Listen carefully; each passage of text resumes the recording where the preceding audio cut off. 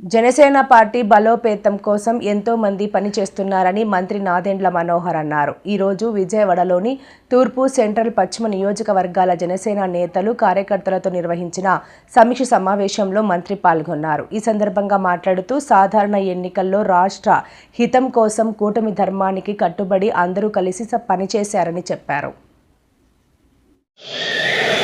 ఒకసారి చేసుకోవాల్సిన అవసరం ఉంది.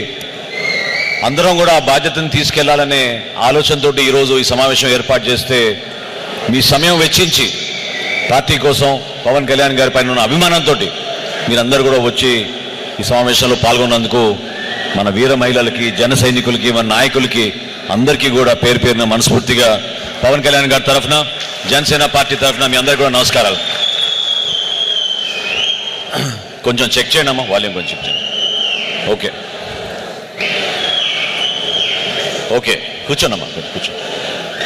పార్టీలో ఈరోజు వేదిక పైన మేమందరం కూడా ఇంత సుదీర్ఘమైన ప్రస్థానం చేయగలిగామంటే మనం అందరం కలిసికట్టుగా ఉండడం వల్లనే.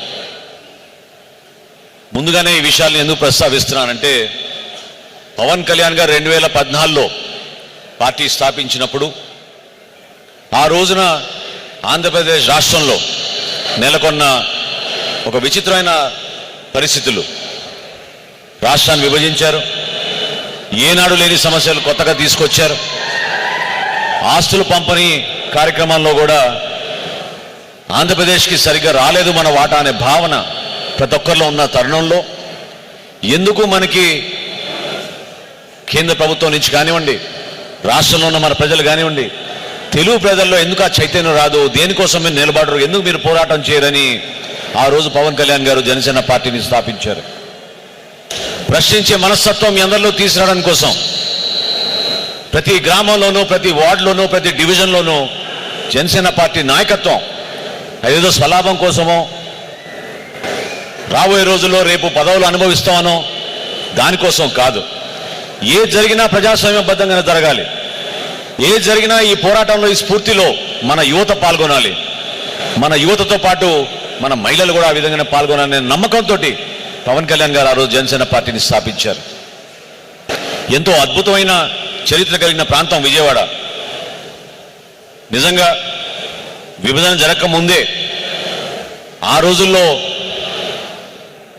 జయాంధ్ర ఉద్యమం జరిగినప్పుడు ఏ విధంగా ఇక్కడ మహానుభావులు నిలబడ్డారో ఆ రోజున మీరు గుర్తు తెచ్చుకోవాలి.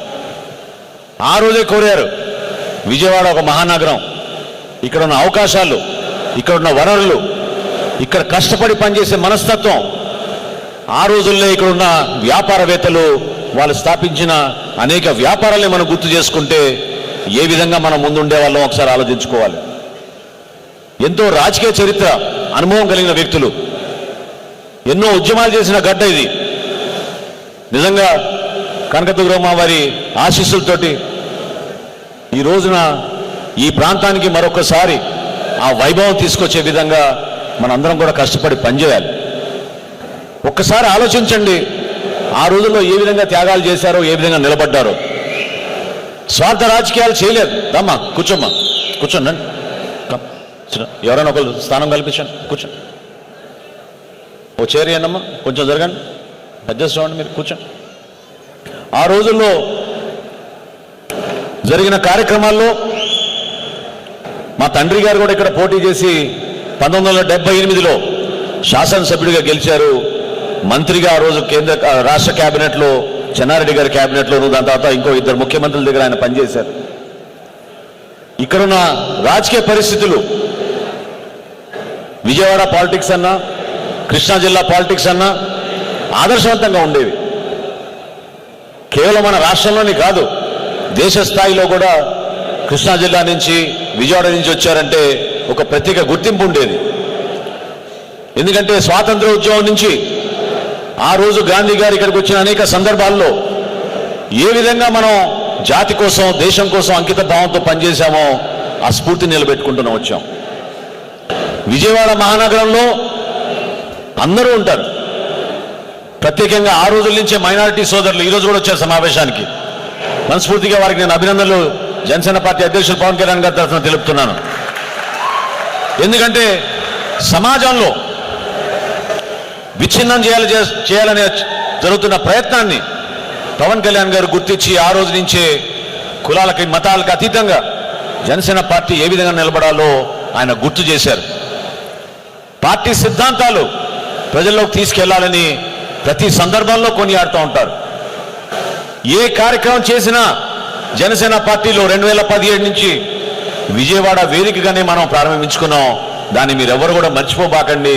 మీరు ఒక అంకిత భావంతో నిలబడ్డారు. ఆ రోజున మెంబర్షిప్ కార్యక్రమాలు కానివ్వండి, ప్రభుత్వానికి వ్యతిరేకంగా మనం మొట్టమొదటి కార్యక్రమం ఆ రోజు చేసింది అమరావతి రాజధాని కాదు 3 రాజధానులు నిర్మాణం చేస్తానని ఆ రోజు వైఎస్ఆర్సీపీ ముఖ్యమంత్రి జగన్మోహన్ రెడ్డి గారు అంటే ఆ రోజున మనం దీక్ష చేసి విజయవాడ నగరం నుంచి జనసేన పార్టీ మనందరం కూడా నిలబడ్డాం. రోడ్ల పైన గుంతలు పూడ్చడానికి, అధ్వానంగా ఉన్న పరిస్థితులు గుర్తు చేయడానికి విజయవాడ నుంచే మనం ఆ రోజున అద్భుతమైన కార్యక్రమం ప్రారంభించాం. జనసేన పార్టీ ఏ విధంగా నిలబడింది అనేది మీకు అందరికీ కూడా గుర్తు చేయాల్సిన సందర్భం. విజయవాడ నుంచి తుని వరకు పవన్ కళ్యాణ్ గారు ఆ రోజు రైలు ప్రయాణం చేశారు. దేనికోసం చేశారు చెప్పండి? సమాజంలో అందరూ కలిసికట్టుగా ఉండాలి. తునిలో జరిగిన ఆ సంఘటన మర్చిపోయి అందరం కలిసికట్టుగా పూల వర్షం కురిసే